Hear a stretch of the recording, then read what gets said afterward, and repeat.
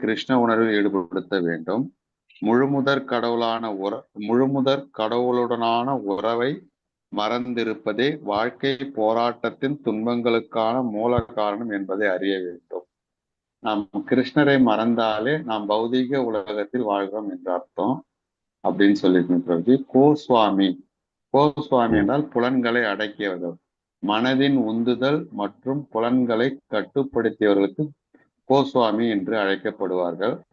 அடுத்தது, யார் பரத்தில் முக்தி அடைவது உறுதி அப்படின்னு கிருஷ்ணர் சொல்றாருன்னா, கிருஷ்ண உணர்வில் முழுமையாக நம்பிக்கை கொண்டவர்கள், எப்போதும் பக்தி தொண்டையே எண்ணிக்கொண்டு இருப்பவர்கள், மனித குலத்தினுடைய கிருஷ்ண உணர்வை புதுப்பிப்பதற்காக பிரச்சாரம் செய்வதில் ஈடுபட்டுள்ளவர்கள், கட்டுப்பாட்டு விதிகளை கடைபிடிப்பவர், அதாவது அந்த 4 ரெகுலேட்டிவ் பிரின்சிபிள்ஸ்.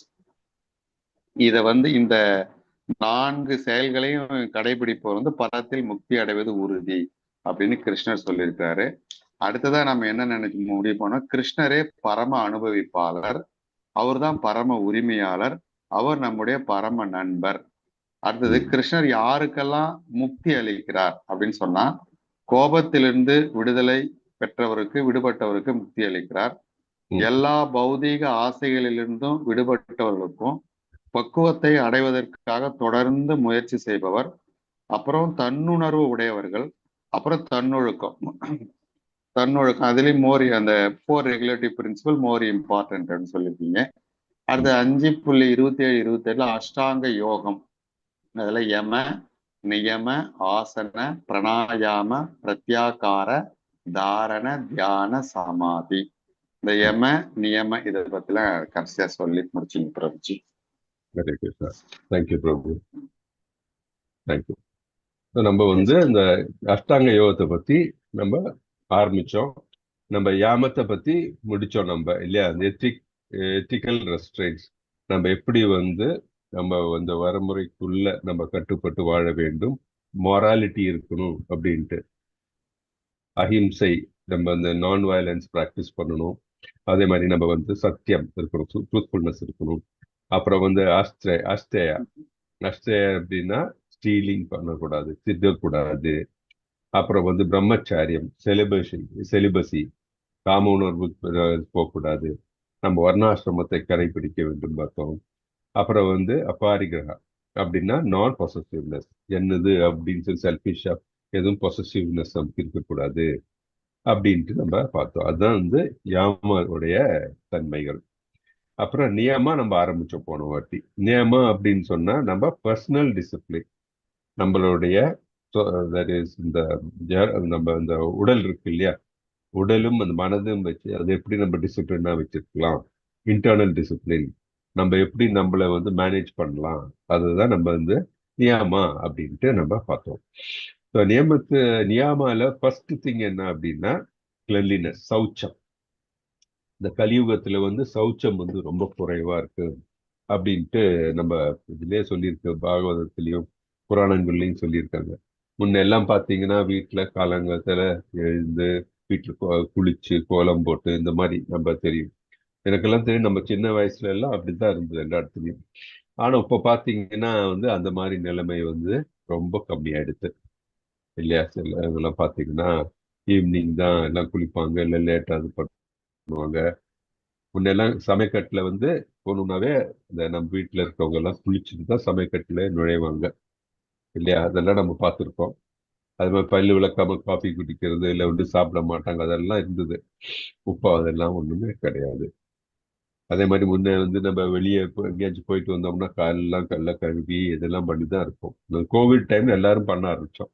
ஆனா இப்ப யாரும் பண்றது இல்லை. கோவிட் டைம்ல தான் நம்ம நம்மளுடைய உண்மையான ட்ரெடிஷன் எப்படி ஃபாலோ பண்ணோம், அதெல்லாம் கையெல்லாம் கழுவி எங்க வெளியே இருந்து போயிட்டு வந்தா எல்லாம் உடல் எல்லாம் கழுவி அதெல்லாம் பண்ணிட்டு இருந்தோம். இப்போ பாத்தீங்கன்னா அந்த மாதிரி இருக்கிற சுச்சுவேஷன்லாம் ரொம்ப கம்மியா போயிடுச்சு. என்ன காரணம் அப்படின்னா இப்பொழுது வர இந்த நாகரீகம் அப்படின்றாங்கலாம். ஆனால் நம்மளுடைய கல்ச்சரே எல்லாம் டைல்யூட் ஆயிடும். ஸோ பர்சனல் கிளீனஸ் ரொம்ப முக்கியம், சௌச்சம். அதே மாதிரி சந்தோஷம், கண்டென்மெண்ட். எது செஞ்சாலும் நம்ம சந்தோஷத்தோட செய்யணும், மன திருப்தி, மன நிறைவோட செய்யணும். ஆனா வந்து இப்ப என்ன பாத்தீங்கன்னா எல்லாருக்கும் வந்து பௌதீகத்துல ஆசை ஜாஸ்தி. எப்படி எப்படி நம்ம எப்படின்னு சொல்லணும்னா எல்லாத்துக்கும் எது இருந்தாலும் நிறைவு கிடையாது, மன நிறைவே கிடையாது. இன்னும் வேணும், இன்னும் வேணும், இன்னும் வேணும்.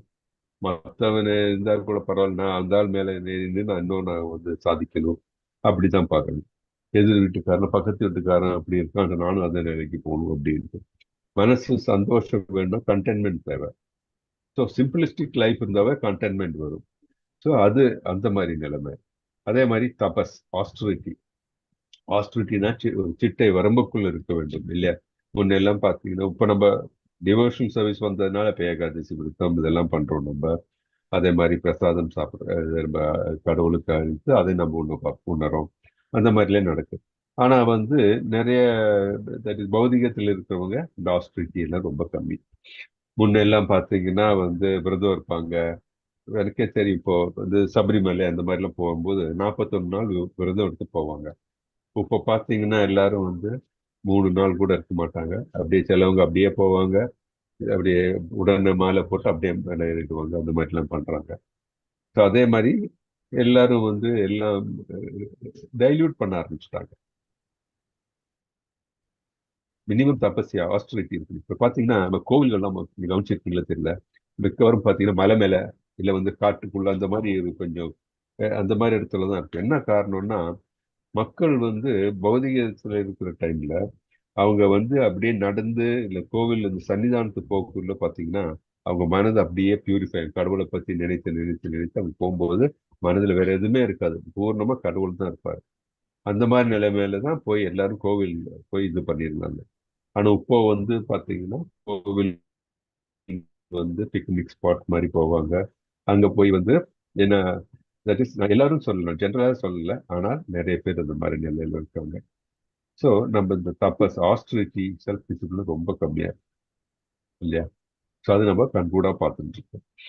அதே மாதிரி வந்து சுவாத்தியாய அப்படின்னா ஸ்டடி ஆஃப் த ஸ்கிரிப்சர்ஸ் அப்படின்னு.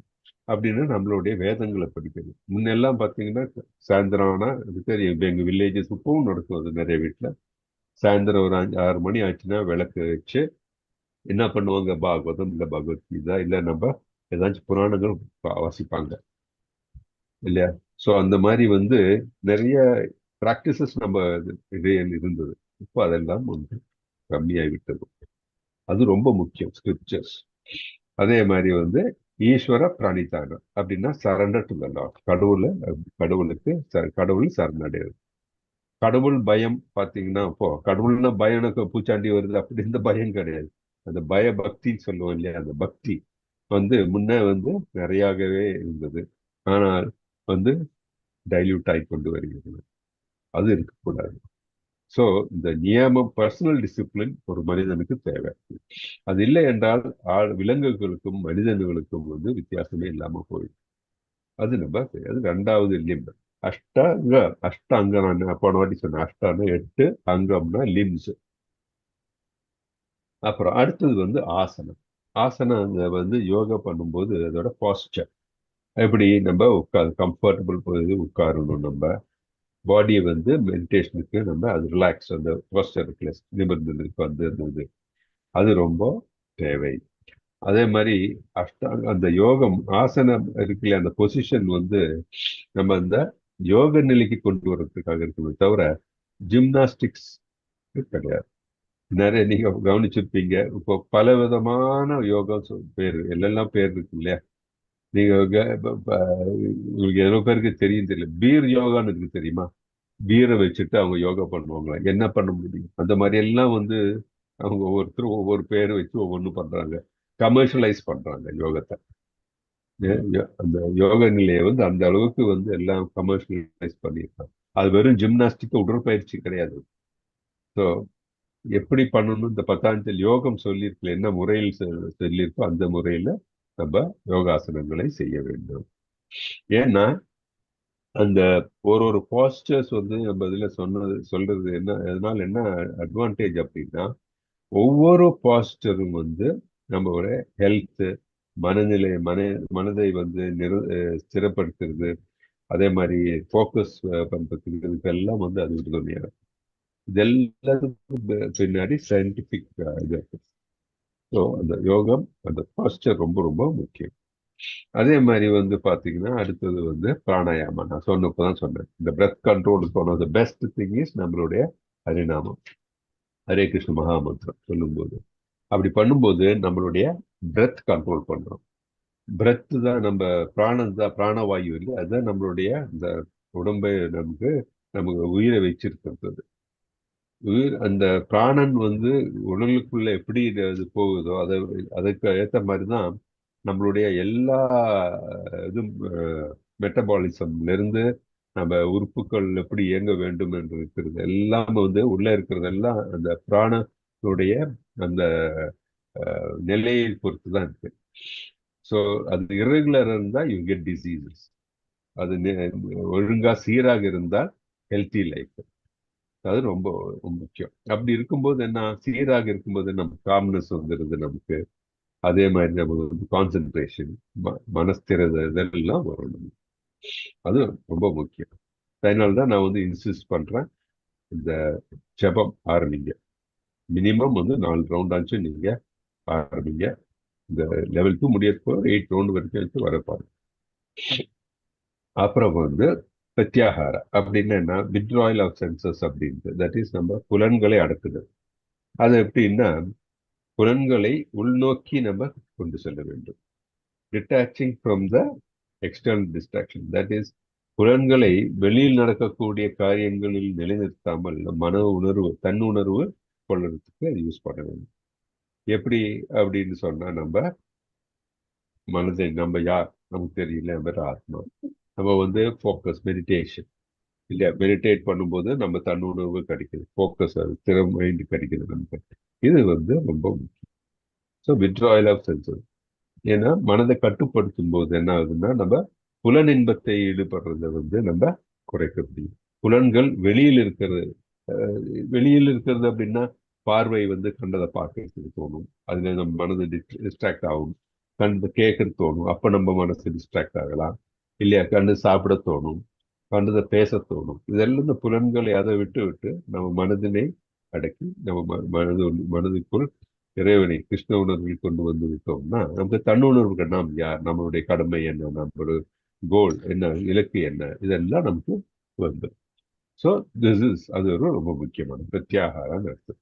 அடுத்தது தாரணா. தாரணா கான்சென்ட்ரேஷன். எப்படின்னா, உங்களோட மனதினை வந்து ஒரு இலக்கினில் லயிக்க வேண்டியது. எப்படி, ஒரு மந்திரம் இல்லையா, நம்ம நம்ம இது சொல்றோம், ஹரே கிருஷ்ண மகாமந்திரம் சொல்றோம். அதே மாதிரி நம்ம வந்து யோகிகள் என்ன பண்ணுவாங்க, அவர்கள் மனதுக்குள் இருக்க பரமாத்மாவில் வந்து அவர்கள் மனதினை செலுத்துகிறார்கள்.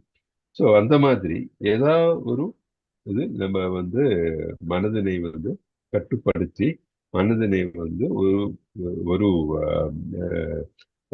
ஒரு இலக்கில் வந்து ஃபிக்ஸ் பண்ணணும். அது வந்து ரொம்ப முக்கியம். அது மெடிடேஷன்ல ரொம்ப முக்கியமான காரியம். அப்புறம் என்ன, தியானம். தியானம்னா ஆக்சுவல் மெடிடேஷன். எப்படி, அவங்க வந்து ஒரு இலக்கினை நிர்ணயித்து அந்த இலக்கில் வந்து பூர்ணமான சிந்தனைகளை அந்த இலக்கில் கொண்டு வந்து அது வேற எதுவுமே மனசில் வராம இருக்கணும். அப்படி இருக்கும்போது என்ன ஆகுது, அப்படியே சைலன்ஸ், ஸ்டில்னஸ் வரும். ஸ்டில்னஸ் சொல்லுவாங்க இல்லையா, அப்படின்னா எந்தவித சஞ்சலமும் எதுவும் இல்லாம, நம்ம ஒரு கிணறுல கிணறுல வந்து பாத்தீங்கன்னா அப்படியே தண்ணி அப்படியே நிக்குதுன்னா ஸ்டில்லா இருக்கும் இல்லையா, அது எங்கேயோ அலையோ ஒன்றும் இல்லாம அப்படியே ஸ்டில்லா இருக்கும். ஸோ அந்த மாதிரி. ஸோ அந்த ஸ்டில்னஸ், ஸ்டில் மைண்ட், அதே மாதிரி எந்த சஞ்சலமும் இல்லாமல் மனதினை வந்து அந்த இலக்கில் வைத்து இருக்கிற நிலை, அதுதான் வந்து தியானம், மெடிடேஷன்.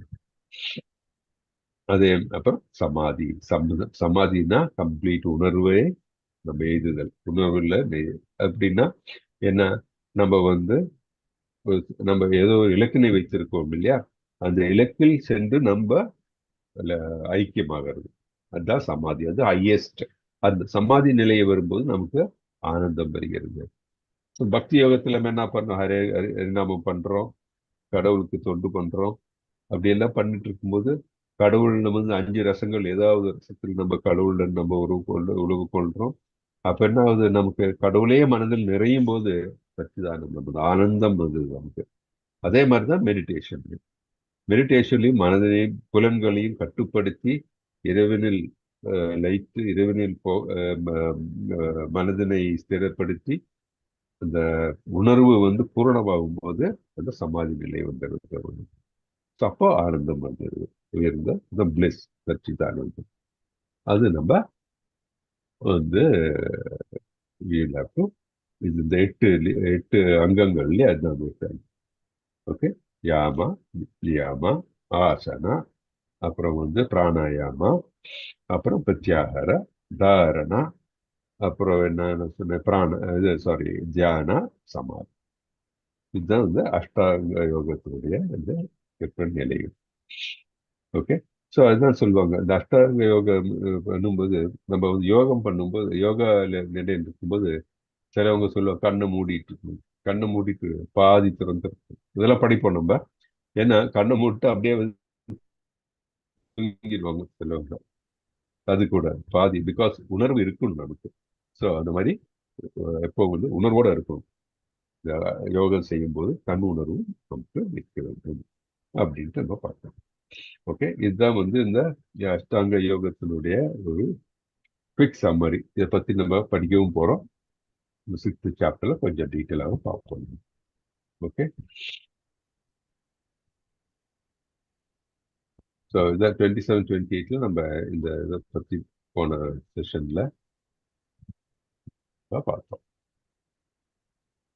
ஓகே, ஸோ இந்த ஸ்லோகத்துல இருந்து நம்ம என்ன பார்த்தோம்? எல்லா புறப்புலன் விஷயங்களையும் வெளியே நிறுத்தி புருவ மத்தியில் கண்களையும் பார்வையும் நிறுத்தி, நம்மளுடைய சென்டர் ஃபோர்ஹெட், நாசிக்குள் உள்வெளி சுவாசங்களை நிறுத்தி பிராணாயாமம் கண்ட்ரோல் பண்ணி மனம், புலன்கள், அறிவு, ஆன்மீகமாதி, ஆசை, பயம், கோபம் இவற்றிலிருந்து விடுபடுகிறான். இந்த மாதிரி நம்ம வந்து மனதை கட்டுப்படுத்தும் போது இதெல்லாம், தட் இஸ் புலன்கள், ஆன்மீகம், ஆசை, பயம், கோபம் இதிலிருந்து விடுபடுகிறான். எப்பொழுதும் நிலை இருப்போம் நிச்சயமாக முக்தி அடைந்தவனே. அதனால்தான் யோகம் செய்யறவங்க இவங்கெல்லாம் பார்த்து ரொம்ப காமா இருப்பாங்க. அவங்க தேகமே வந்து கொஞ்சம் அப்படியே ரொம்ப இதா இருக்கும், தேஜஸ் இருக்கு அவங்களுக்கு. ஏன்னா இந்த பிராண கண்ட்ரோல் பண்ணும்போது ஆட்டோமேட்டிக்கா நம்மளுடைய உடம்பும் வந்து அதுக்கு ஏற்ற மாதிரி இருக்கும், செழிப்பு. அது நம்ம பார்க்கிறோம். ஓகே, நம்ம அஞ்சாவது அத்தியாயத்துல எல்லாம் பார்த்தோம். நம்ம தாமரையில நீர் போல இல்லையா, நம்ம வந்து டிட்டாச்சா இருக்கணும்னு பார்த்தோம். செயலாற்று மூவர் பார்த்தோம். நம்ம யாரெல்லாம்? அது ஆத்மா, பரமாத்மா, ஜீவாத்மா, அப்புறம் பிரகிருதி உடல் பார்த்தோம். அப்புறம் முக்குணங்கள், அப்புறம் எல்லாரையும் சமமாக பார்த்தோம். 17 26 வரைக்கும் நம்ம பார்த்தோம். அது எல்லாரையும் சமம், அதாவது உத்தமாதிகாரி இல்லையா, உயர்ந்த பக்தனானவன் எல்லா உயிர்களையும் சமமாக பார்ப்பான். ஏன்னா நம்ம எல்லாம் பின்ன பகுதிகள், கடவுள் பின்ன பகுதிகள் தான். ஒவ்வொரு ஆத்மாவும் அதனுடைய கர்ம பலனுக்கும் இச்சைக்கும் ஏற்ப வந்து ஒரு உடல் எடுத்திருக்கிறது அப்படின்ட்டு பார்த்தோம் நம்ம.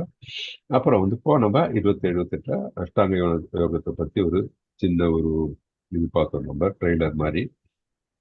ஸோ 29வது வந்து அமைதிக்கான வழியை சம்மரி பார்ப்போம் நம்ம. இந்த ஸ்லோகம் படிங்க, ரொம்ப முக்கியமான ஸ்லோகம். நான் படிக்கிறேன் பிரபுஜி, நான் படிக்கிறேன் பிரபுஜி. படிங்க படிங்க. ஹரே கிருஷ்ண பிரபுஜி. ஹரே கிருஷ்ண. போக்தாரம் யக்ஞஸ பாபசாம் சர்வலோகம் மகேஸ்வரம் ஸ்ருதம் ஸ்வர்பூதானாம் ஞாத்வா மாம் சாந்திம் ருச்சதி. நானே எல்லா யாகங்களையும் தவங்களையும் இறுதியில் அனுபவிப்பவன் என்றும் எல்லா லோகங்களையும் தேவர்களையும் கட்டுப்படுத்துபவன் என்றும் எல்லா உயிர்வாழிகளின் உற்ற நண்பன் என்றும் அறிந்து என்னை பற்றிய முழு உணர்வில் இருப்பவன் ஜட துயரங்களிலிருந்து விடுபட்டு அமைதி அடைகிறான். ஹரே கிருஷ்ணா பிரபுஜி. ஹரே கிருஷ்ண மாதாஜி. இது வந்து ரொம்ப இம்பார்ட்டன்ட் ஸ்லோகா அது. ஓகே, எல்லாரும் வந்து முடிஞ்ச அதை வந்து மனப்பாடம் பண்ணுங்க. அது ஏன்னா இது வந்து நீங்க இந்த பக்தியில வந்து ப்ரோக்ரஸ் ஆகும்போது இந்த ஸ்லோகத்தோடைய இது நீங்க நிறைய ரெஃபரன்ஸ் எல்லாருக்கும் சொல்ல வேண்டிய இருக்கும். உங்களுக்கும் அது மனசுல எப்பவும் இருக்கணும் இல்லையா. போக்தாராம் யக்ஞ தபசாம் சர்வலோக மகேஸ்வரம் இல்லையா. சுஹுத்தம் சர்வபூதானாம் ஞானத்வமாம் சாந்தி வச்சதி.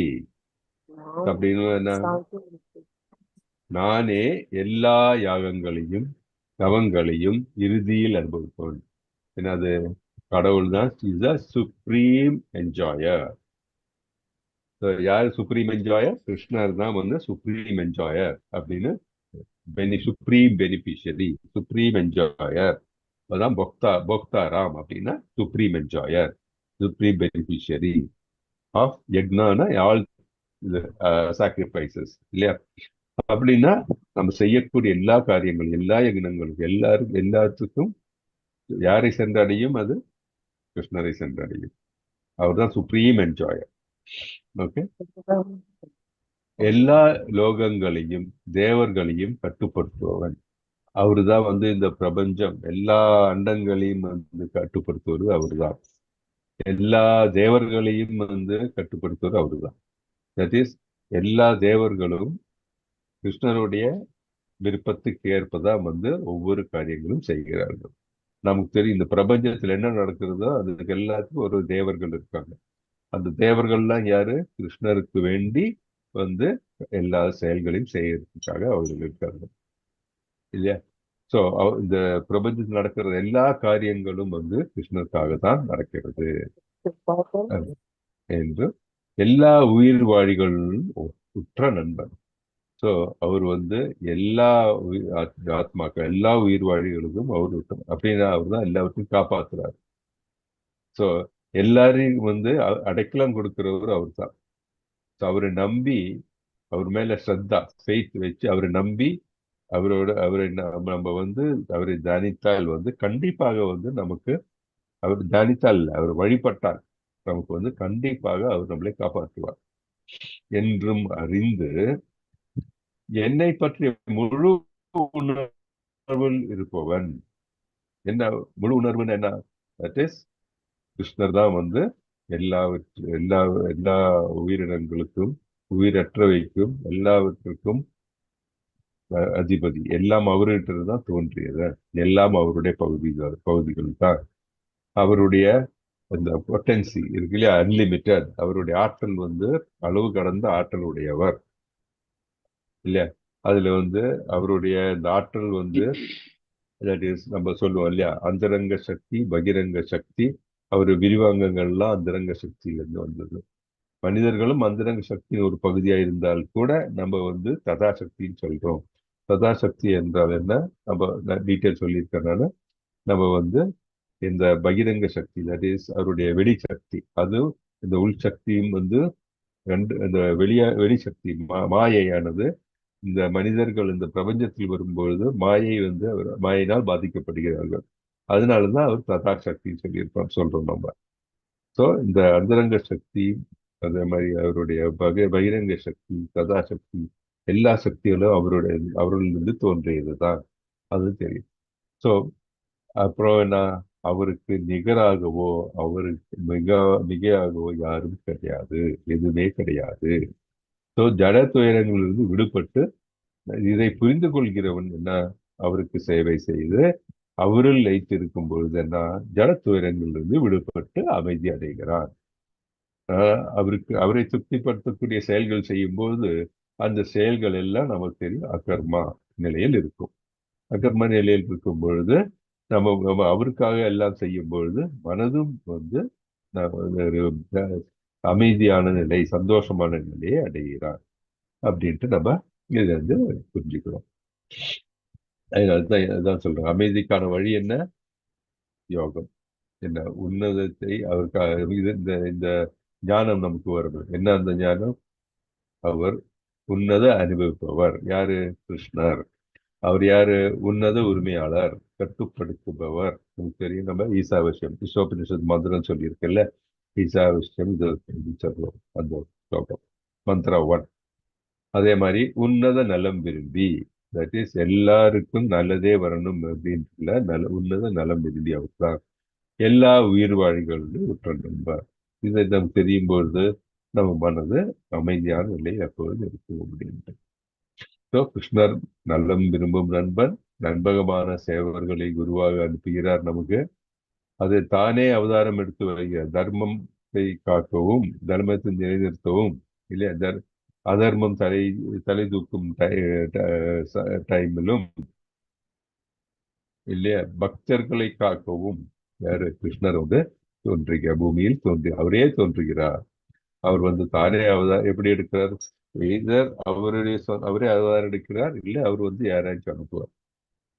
அதுதான் வந்து ஆனால் அவருடைய பிரசன்ஸ் இருக்கும். அவரை புரிந்து கொள்வதற்கு நமக்கு என்ன சாஸ்திரங்கள் தந்திருக்கிறார். ஸோ அவர் பிசிக்கலா இல்லாத டைம்ல நம்ம எப்படி அவரை பத்தி புரிஞ்சுக்க முடியும்? சாஸ்திரங்கள், குரு, இவர்கள் வந்து புரிஞ்சுக்கலாம். தானே பக்தனாக அவதாரம் எழுந்து நமக்கு கருத்தும் தெரிந்திருக்கிறார். யாரு? நமக்கு சைத்தன்ய மகாபிரபு ஒரு அவதாரம் இருந்திருக்கு இல்லையா? வியாசர் அவருடைய அவதாரம் தான் இல்லையா? இதெல்லாம் வந்து அவரே வந்து நமக்கு எல்லாம் இந்த அறிவெல்லாம் புகுத்தி இருக்கிறார் அப்படின்னு நம்ம பார்க்கணும். ஸோ கிருஷ்ணர் எப்பொழுதுமே நமது இயல்பான நண்பர். ஏன்னா is a seed giving father இல்லையா? அவர்கள் தான் நம்ம தோன்றி இருக்கோம். எப்படி வந்து ஒரு தகப்பன் வந்து குழந்தை என்ன நிலையில் இருந்தாலும் வந்து குழந்தையை தகப்பன் காப்பாற்றுகிறாரோ அதே மாதிரிதான் கிருஷ்ணர் நம்ம எப்பொழுதும் காப்பாற்றுவார் அப்படின்ட்டு நமக்கு இதுல இருந்து கிளியரா தெரியும். ஸோ இதோட சம்மரி அப்படின்னு பார்த்தா அத்தியாயம் 5ல் நம்ம என்னன்னா 5.1 இருந்து 5.12 வரைக்கும் ஒரு தாமரை இலை நீர் போல என்ன நம்மளுடைய கடமையை செய்யணும், பலனை எதிர்பார்க்காதே புலனை கட்டுப்படுத்து அப்படின்னு நம்ம பார்க்கிறோம் இல்லையா? அப்படி செய்யும்போது எப்படி செய்யணும் புலன்களை கட்டுப்படுத்துறதுக்கு இந்த 4 ரெகுலேட்டிவ் பிரின்சிபிள் நம்ம வந்து பார்க்கணும். அப்புறம் அது மட்டும் இல்லை, 4 ரெகுலேட்டிவ் பிரின்சிபிள் மட்டும் இல்லை, இந்த 4 புருஷார்த்தம் என்ன? தர்ம, அர்த்த, காமம், மோட்சா. ஸோ அதோட முடியுதா? மோட்சத்துக்கு மேலதான் கிருஷ்ணரை போய் பார்க்கிறோம். நம்ம கிருஷ்ணருடன் சென்று நம்ம அடைய போறோம். அதுக்கு மேல இருக்கிற நிலையை நம்ம அடையணும். ஏன்னா மோட்சம் கூட நம்ம மனசுல நம்ம மோட்சம் அடையணும் அப்படின்னு நம்ம நினைக்கலாம். ஆனா கிருஷ்ணரை சென்று அடையும் கிருஷ்ண லோகத்துக்கு செல்லும் பொழுது அதற்கும் மேலாக கிருஷ்ண பிரேமையை அடைந்து நாம் அங்க செல்ல வேண்டும் அப்படின்னு பார்க்கலாம். ஓகே. ஸோ அப்போ இது இந்த 5.1ல ஃபர்ஸ்ட் என்ன இந்த கேள்வி கேட்கிறாரு, நான் என்ன செய்யணும் இல்லையா? துறவு மேற்கொள்ளணுமா, நான் வந்து இல்லை வேலை செய்ய வேண்டுமா, இது ரெண்டுமே கான்ட்ராடிக்டா இருக்க அப்படின்னு சொல்றாரு. அப்ப அதுக்குதான் வந்து இந்த பதிலெல்லாம் சொல்றாரு. அவர் கேள்விக்கும் பதிலும் வருது. அப்புறம் நம்ம வந்து 5.13 to 16ல என்ன பார்த்தோம் அப்படின்னா செயலாற்றும் மூவர் யாரெல்லாம்? உடல், பரமாத்மா, ஆத்மா, உடல்.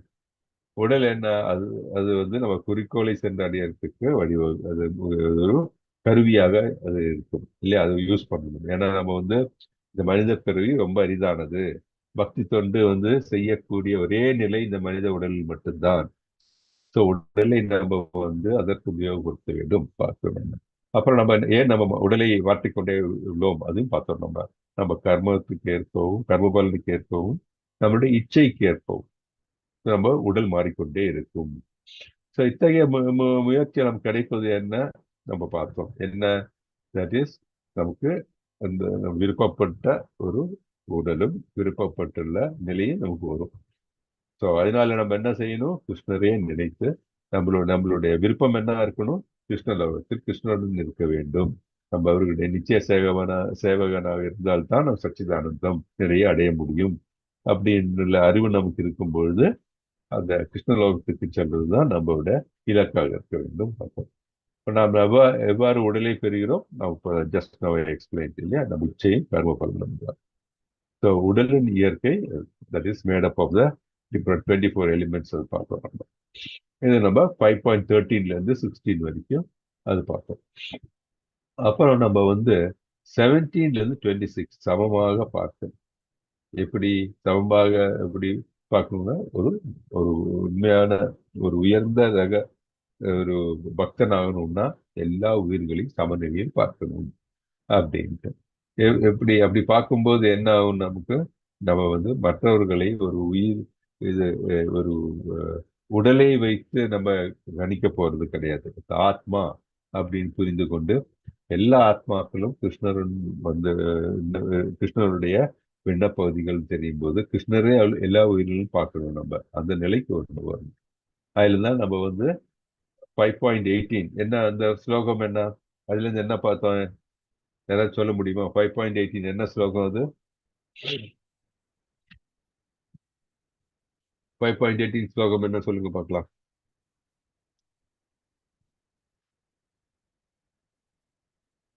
யாரும் சொல்ல மாட்டேங்கிறீங்க.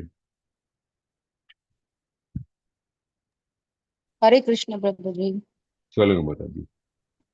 அது அடக்கமுள்ள பண்டிதர்கள் அவங்களோட உண்மையான ஆஹ் ஞானத்தின் மூலமா கற்றறிந்த பிராமண எல்லாத்தையுமே அவங்க சமமுனக்குள் தான் பார்க்க. நாயை தின்பவன் ஆஹ் அனைவரையும் அந்த ஸ்லோகம் என்ன? வித்யாரணி சம்பன்னே எக்ஸாக்ட்லி. பிராமணே கவி ஹஸ்தினி அஸ்தினி முனி சைவஸ்வ பாகே ச பண்டிதா சம்தர்ஷினஹ. சமதர்ஷன. கரெக்ட். இது ஞாபகம் வச்சுக்கணும். ஓகே, அதுதான் முக்குணங்கள் இல்லையா? நம்ம சொன்னோம் இல்லையா? That is first cow, elephant or dog. Dog சாப்பிடுறவனுக்கு தட் இஸ் பார்த்தீங்கன்னா முக்குணம். கவுனா சத்து குணத்தில் இருக்குது. அதே மாதிரி எலிஃபென்ட் அப்படின்னா என்ன? அது பேஷன். அண்ட் தமோ குணத்தில் இருக்கிறவங்க தான் இந்த நாய். அது கீழ்த்தரமாக சொல்றாங்க. ஸோ முக்குணத்துக்கு அப்பாற்பட்டு நம்ம இருக்கணும். முக்குணங்கள் இருந்தாலும் ஆத்மாக்களை நம்ம புரிந்து கொள்ள வேண்டும். எல்லா ஆத்மாக்களையும் நம்ம சரி சமமாக பார்க்க வேண்டும் அப்படின்ட்டு அந்த ஸ்லோகம் நமக்கு சொல்லியிருக்கு. அதுதான் நம்ம பார்க்கணும். அந்த மாதிரி பண்ணுவோம். தன்னுணர்வு நாம் மிகைந்து இருப்போம் அப்படின்ட்டு. இல்லாட்டி என்ன, அவன் அந்த மாதிரி இந்த பெரிய ஆள், அவன் இவன் சின்ன ஆள், அந்த மாதிரிலாம் எடை போடக்கூடாது அப்படின்ட்டு பார்க்கணும். அதில் தான் நம்ம சிஷ்டாஷ்டகத்தை பற்றியும் பேசணும். நம்ம அந்த 3வது ஸ்லோகத்தை பற்றி இல்லையா? அப்புறம் நம்ம என்ன பார்த்தோம்? 27, 28 அஷ்டாங்க யோகத்தை பற்றி பார்த்தோம். நம்ம அதனுடைய ஜஸ்ட் இன்ட்ரடக்ஷன் பார்த்தோம். நம்ம 5.29ல அமைதிக்கான வழி எப்படி, அது கடவுளை பற்றிய அறிவு, அது அமைதியை கொடுக்கும். அதே மாதிரி கடவுளை விரும்புகின்றவாறு கடவுளை அறிந்து கொள்ளணும். எப்படி அவர் தான் எல்லா ஆனந்தத்தை தர முடியும். நமக்கு யாரால் தர முடியும்? கடவுளால் தான் தர முடியும். எப்படி? அவருடைய நித்திய சேவகராக இருக்கும் பொழுது. ஆனா நம்ம எப்படி காரியங்களை செய்ய வேண்டும்? பகவான் ஆனந்தத்துக்காக நாம் செய்ய வேண்டும். எல்லா லோகங்களும் உயிர் வாழிகளுடைய உரிமையாளர் யாரு? ஸ்ரீகிருஷ்ணன் இல்லையா? அது பார்த்தோம் நம்ம. ஸோ அனைவரும் நலன் விரும்பி கிருஷ்ணனர். இதுதான் நம்ம அத்தியாயம் 5 பார்த்தோம். இப்போ நம்ம இது முடிச்சு 6வது போக போறோம். இது வரைக்கும் ஏதாச்சும் டவுட் ஏதாச்சும் இருக்குங்களா?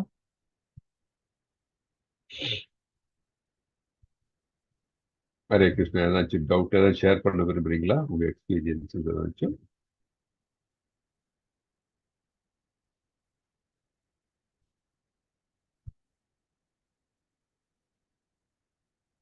Okay, fine. நம்ம 6வது அத்தியாயம் பார்க்கலாம் இப்போ. ஓகே,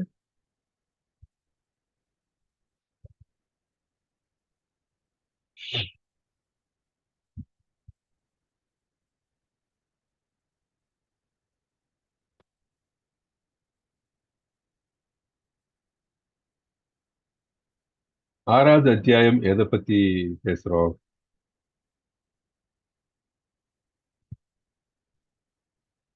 ஆறாவது அத்தியாயத்தை எதை பத்தி பேச போறோம்? தியான யோகத்தை பத்தி சொல்லுங்க. தியான யோகம். ஓகே, தியான யோகத்தை பத்தி பேசுறோம். இந்த படத்துல இருந்து நமக்கு என்ன தெரியுது? யாராச்சும் எக்ஸ்பிளைன் பண்ண முடியுமா? அது பயங்கரமா தியானம் பண்ணி வெறும் காற்றையே சுவாசிக்கிற மாதிரி தெரியுது. Okay, good. மாதாஜி வேற சொல்லுங்க பிரபு, சொல்லுங்க. அவருடைய ஆன்மா மேல் நோக்கி மேல போற மாதிரி இருக்கு. கரெக்ட். Okay, okay. மற்ற டிவோட்டிஸ் என்ன சொல்ல விரும்புறீங்க இந்த படத்துல இருந்து? பகவானோட மேல தியானத்துல இருக்கும்போது புழு பூச்சிகள் அரைச்சா கூட அத உடலை பத்தி அவர் நினைக்காம அவர் தான் ஆன்மாங்கிறத உணர்ந்து அவர் செயல்பட்டு இருக்க மாதிரி தெரியுது. Okay, good. ஓகே, அப்புறம் மாதாஜி என்ன சொல்ல வந்தீங்க?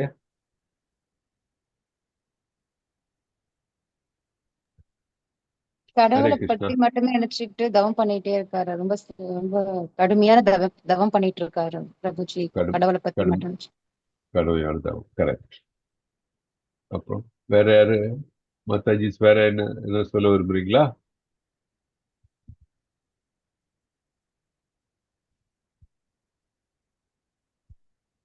அவர் ஒரு தனிமையான இடத்துல இருக்காருல்ல, அவரு தனிமையான இடத்துல எஸ் இருக்காரு பிரபுஜி.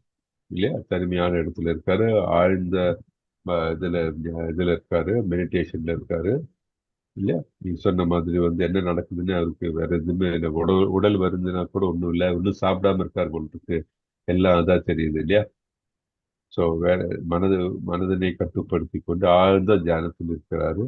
யோகா போஸ்டர் இல்லையா? அவர் வந்து யோகத்தின் அந்த ஒரு போஸ்டர்ல இருக்காரு, பதிட்டு இருக்காரு அவரு. இதெல்லாம் பார்க்குறோம். ஸோ ஒரு யோகி அப்படின்னா நம்ம மனதில் வரக்கூடிய ஒரு படம் தான் இது இல்லையா? இப்ப நம்ம வந்து இந்த அத்தியாயத்துல யோகியை சந்திக்க போறோம். நம்மளும் வந்து ஒரு யோகியாக எப்படி மாற முடியும் அப்படின்ட்டு நம்ம பார்க்க போறோம். ஓகே.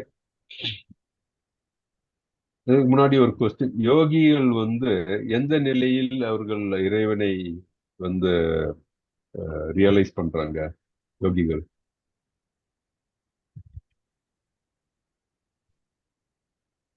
சொல்ல முடியுமா? யோகிகள் சமாதி நிலையிலையா பிரபுஜி?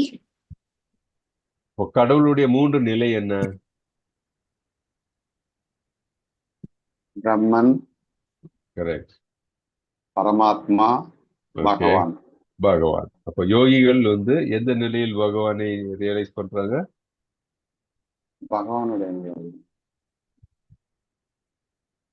ஓகே. பர்விஜி சொன்னதுல இருந்து சொல்லுங்க. பிரம்மன் நிலையில் தானே இருக்கிறது. அப்படியா? ஓகே. வேற வேற பிரபுஜி சொன்னதுல இருந்து வேற ஏதாச்சும் சஜஷன்ஸ் உண்டா? எந்த நிலையில வந்து? இல்ல பிரபுஜி, பிரம்மன் எல்லாம் ஆரம்ப பக்தன் தான் பிரம்ம நிலையில இருப்பான். ஓகே, அப்படி நம்ம அந்த சூரிய வட்டத்தை வச்சு நம்ம பார்த்தோம். நடுநிலையில இருக்கிறோம் பாத்தீங்கன்னா அந்த சூரியனுள் போய் அந்த பாத்தீங்கன்னா பரமாத்மா அப்படின்றவரு. அதையும் ஆராய்ந்து பார்த்து உள்ள போறோம் பகவான் நிலையில இருக்கிறோம் தான் அப்படின்னு பார்த்தோம். ஓகே. இவங்க யோகிகள் எந்த நிலையில இருக்காங்க? இப்படி பார்த்தா பகவான் நிலையில் தான் பிரபுஜி இருப்பாங்க, கிருஷ்ண உணர்வு. அப்படியா? ஓகே. பிரபுஜி சொன்னது இல்லாமல் வேற கருத்துக்கள் உண்டா?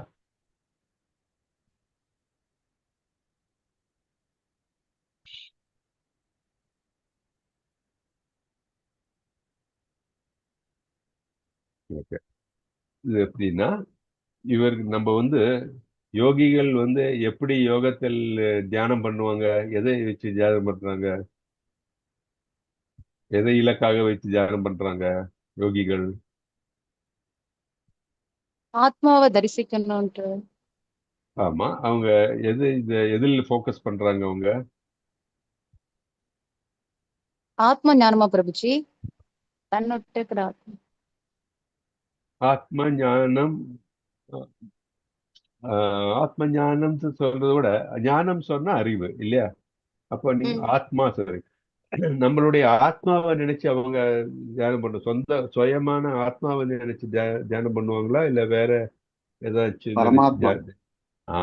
தட் இஸ் பரமாத்மா நினைச்சுக்கோங்க. ஆமா.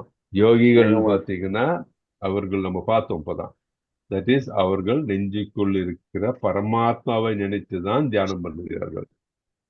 பரமாத்மா என்ன சைஸ் சொல்லுவாங்க? பரமாத்மா வந்து தம் சைஸ், நம்மளுடைய கட்டை விரல் இல்லையா?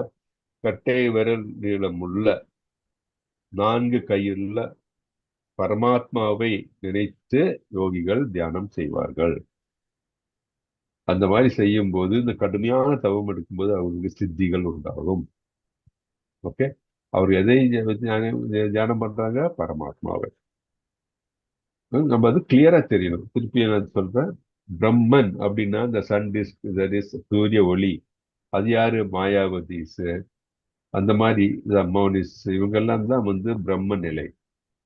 அருவவாதிகள் எல்லாம் வந்து பாத்தீங்கன்னா பிரம்ம நிலை. ஏன்னா அவர் பிரம்ம துகள்ல வந்து அவர் கலக்க வேண்டும். கடவுளும் அவர்களும் ஒன்று, கடவுள் அப்படியே மர்ஜாய் விடலாம். அதுதான் வந்து லிபரேஷன் நினைக்கிறாங்க. அதுதான் பிரம்மன் நிலை. அடுத்தது பரமாத்மா நிலை. பரமாத்மா நிலை யாரு பண்றான்னா யோகிகள். மறக்கவே கூடாது. எக்ஸாம்பிள் அதுதான். பரமாத்மா நிலைன்னா நம்ம நெஞ்சுக்குள் இருக்கிற பரமாத்மாவை நினைத்துக் கொண்டு தியானம் செய்கிறார்கள் அவர்கள். அந்த மாதிரி செய்யும்போது அவர்களுடைய கடின தவத்தினை கொண்டு அவர்கள் சித்திகள் வரும். அது அஷ்ட சித்தி. அது நம்ம அது வரும்போது தெரிஞ்சுக்கலாம். சித்தினா அதை அப்ப பார்க்கலாம்.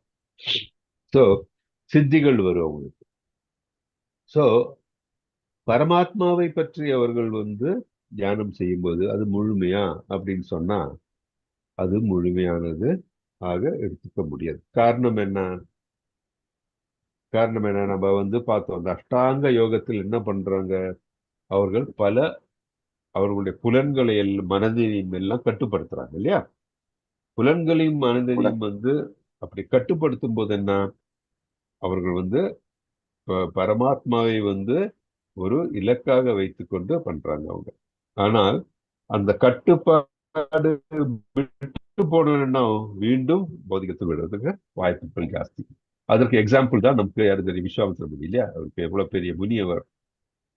அப்படிப்பட்ட பெரிய முனிவர் மேனகை அவருடைய தபச கலைஞ்ச உடனே என்னாச்சு? பௌதிகத்தில் விழுந்து விட்டார்ல. ஏன்னா இந்த தியானத்தில் இருக்கிறவர்கள் அஷ்டாங்க யோகத்தில் இருந்து கொண்டு யோகிகள் தியானம் செய்யும் போது மனதினை அவர்கள் கட்டுப்படுத்த பார்க்கிறார்கள். ஸோ இந்த கட்டுப்பாடு இருக்கிற டைம்ல அந்த கட்டுப்பாடு விட்டு போறதுக்கு சான்சஸ் இருக்கு. ஏன்னா அவருக்கு பலவந்தமாக கட்டுப்படுத்த பார்க்கிறாங்க. அதனாலதான் யோகி நிலை கூட இம்பர்ஃபெக்ட் அப்படின்னு சொல்றாங்க. அதனாலதான் பரமாத்மா நிலை கூட தட் இஸ் யோகிகள் நினைக்கிற யோகிகளுடைய இலக்கான பரமாத்மா நிலை கூட யோகிகளுடைய நிலையானது நிரந்தரம் கிடையாது, பூர்ணம் கிடையாது. அவர்கள் பிரம்மனை விட பெட்டர், பிரம்ம நிலையை விட பெட்டர். ஏன்னா கடவுளுக்கு 400 ஃபார்ம் உருவம் உண்டு. கடவுளில் கடும் தவம் செய்து கடவுளை அவர்கள் குறிக்கோளாக வைத்து அவர்கள் வழிபடுகிறார்கள். ஆனால் அவர்களான அது பூர்ணமானது கிடையாது. ஏன்னா புலன்களை கஷ்டப்பட்டு கட்டுப்படுத்துகிறார். ஆனா பக்தியில இருக்கிறவர்கள் என்ன பண்றாங்க? ஸ்பான்டேனியஸா அவர்கள் செயல்களை செய்கிறார்கள். செயல்களை யாருக்கு வேண்டி செய்கிறார்கள்? கிருஷ்ணருக்கு வேண்டி செய்கிறார்கள். எப்படி செய்கிறார்கள்? பிரேமையோட செய்கிறார்கள். எந்த ஒரு கம்பல்ஷனும் இல்லாமல் கிருஷ்ணருக்கு திருப்திப்படுத்தக்கூடிய செயல்கள் செய்கிறார்கள். கிருஷ்ணரை அவர்கள் இந்த 5 ரசங்கள் ஏதாவது ஒரு ரசத்தில் அவர் கிருஷ்ணரை பாவிக்கிறார்கள். அப்போ மனசுல அவங்களுக்கு அமைதி தான் உண்டு இல்லையா? அவர்கள் ஹரிநாமம் ஜபம் செய்கிறார்கள். கிருஷ்ணரை அவர்கள் பூர்ணமாக கிருஷ்ணரை லயித்திருக்கிறார்கள். அப்பொழுது என்ன ஆகுதுன்னா அவர்கள் மனது இந்த கட்டுப்பாட்டுக்கு அவசியமே கிடையாது. என்ன காரணம் என்றால் மனதினை கிருஷ்ணருக்கு பூர்ணம் அளித்து விட்டார்கள். ஸோ அவங்க மனதில் எந்த பௌதிக காரியங்களும் மனதிற்குள் செல்லாது அப்படின்ட்டு. அதனால்தான் பக்தி யோகம் தியான யோகத்தை விட உயர்ந்தது அப்படின்ட்டு நம்ம தெரிஞ்சுக்கணும். ஓகே, நம்ம எந்த ஒரு அத்தியாயம் ஒரு இது படிக்கும் போது நம்ம இந்த மாதிரி தாட்ஸ் வரணும். நமக்கு இந்த கேள்வி மனதுக்குள்ள வரணும். ஓகே, இந்த யோகம்னால என்ன பெனிஃபிட், இல்லை இந்த யோகத்துக்கும் மற்ற படிச்ச இதெல்லாம் என்ன வித்தியாசம், அந்த மாதிரி கேள்வி வர ஆரம்பிக்கணும். இப்போ நீங்க 6th சாப்டர் பண்ணிட்டீங்க. நம்ம 6th சாப்டரோட ஒரு அத்தியாயம் முடியுது நம்மளது இல்லையா? கர்ம யோகம் என்ற அத்தியாயம் முடிஞ்சு நம்ம அடுத்த போறோம். நம்ம அடுத்து பக்தி யோகம் போவோம் நம்ம. ஸோ இந்த 6th சாப்டர் முடியறதுக்குள்ள இனிமே உங்களுக்கு இந்த மாதிரி தாட்ஸ் வர ஆரம்பிக்கணும். எந்த மாதிரி இருக்கிற தாட்ஸ்? Critical thoughts. ஏன்னா இப்போ நீங்க அடுத்த லெவல் வந்துட்டீங்க. லெவல் 1 எல்லாம் முடிச்சாச்சு. இன்ட்ரோடக்ஷன் அடுத்து 3 யோகத்தை பத்தி உங்களுக்கு கொஞ்சம் ஐடியா கிடைச்சு. கர்ம யோகத்தை பத்தி தெரிஞ்சது, கொஞ்சம் பக்தியை பத்தி ஆல்ரெடி உங்களுக்கு தெரிஞ்சது, இப்போ தியான யோகத்தை பத்தி கொஞ்சம் தெரியுது. அப்போ இனிமே பார்க்கறதுக்கு நீங்க மனதில் இந்த மாதிரி கேள்விகள் வர ஆரம்பிக்கணும். கொஞ்சம் கூட நம்ம பக்தியில ஆழ்ந்து சென்று நம்ம இப்போ கிரிட்டிக்கலா பார்க்கணும். ஓ, இப்படி நம்ம இங்க படிச்சோமே, இப்போ நம்ம இதை படிக்கிறோமே, அதுக்கு என்ன வித்தியாசம், அதுக்கு என்ன சிமிலாரிட்டி, இந்த மாதிரி தாட்ஸ் வர ஆரம்பிக்கணும். ஓகே, அது எல்லாரும் கிளியரா மனசுல வச்சிருக்கணும். இல்லாட்டி என்னன்னா சும்மா கதை கேட்கற மாதிரி இருக்கும், சும்மா ஏதோ நம்ம படிச்சுட்டு போற மாதிரி இருக்கும். அது கிடையாது. இது நம்ம ரீடிங் மெட்டீரியல் கிடையாது. நம்ம வாழ்க்கைக்கு எப்படி அப்ளை பண்ண போறோம்னு நம்ம பார்த்துக்கணும். அது ரொம்ப முக்கியம். ஓகே. அப்போ இதுதான், அதனால தான் நான் இந்த டைம் கரெக்டாக உங்களுக்கு சொன்னேன். நம்ம இந்த சாண்டிங் பண்ணணும், அதே மாதிரி நம்ம இந்த இதெல்லாம் தெரியணும் அப்படின்னு சொல்றேன். கிரிட்டிக்கலா பார்க்க ஆரம்பிக்கணும் அப்படின்னு சொல்றேன். அதனால கொஞ்சம் டைம் எடுத்து உங்களுக்கு இதை எக்ஸ்பிளைன் பண்ணேன் நான். Okay, fine. இப்போ நம்ம 6th சாப்டர்ல என்ன பார்க்க போறோம் அப்படின்னா, ஓகே, அது வரைக்கும் ஒரு இது கொடுக்குறேன் உங்களுக்கு, சம்மரி. நம்ம வந்து நான் சொன்னேன்ல, இந்த முதல் பாகத்தின் முதல் பாகம் முடிக்க போறோம். ஆறாவது முடியும் போது அது முடிக்க போறோம். ஃபர்ஸ்ட் பாகம் கர்ம கர்ம யோகம். என்ன நம்ம பார்த்தோம்? குருக்ஷேத்திர 1வது சாப்டர்ல வந்து குருக்ஷேத்திர போர்க்களத்தில் படைகளை வந்து கவனித்தல்.